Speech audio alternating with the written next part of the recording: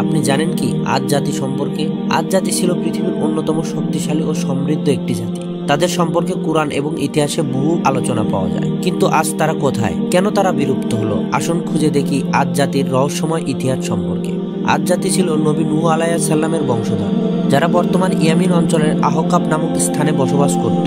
এরা ছিল দানব আকৃতি, বিশাল দেহ এবং অত্যন্ত শক্তিশালী এক জাতি। এদের প্রযুক্তি, স্থাপত্য কৌশলী এবং শক্তিমত্তা এতটাই উন্নত ছিল যে তারা পাহাড় কেটে বিশাল প্রাসাদ বানাত।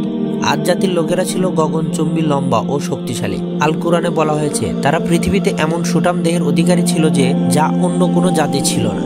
তারা মাটির নিচ থেকে পানি তুলতে পারত, মরুভূমিকে শস্যভূমিতে পরিণত করেছিল এবং বিশাল কারুকার্য খচিত শহর নির্মাণ করেছিল। তাদের এই ক্ষমতা এবং উন্নতির কারণে তারা নিজেদেরকে শ্রেষ্ঠ মনে করতে শুরু করলো। তারা নবী হুদ আলাইহিস সালামের উপদেশ অস্বীকার করলো এবং অহংকারে মগ্ন হয়ে পড়ল। তারা মনে করত তাদের কেউ ধ্বংস করতে পারবে না, কিন্তু তারা জানতো না আল্লাহ চরম শক্তিমান।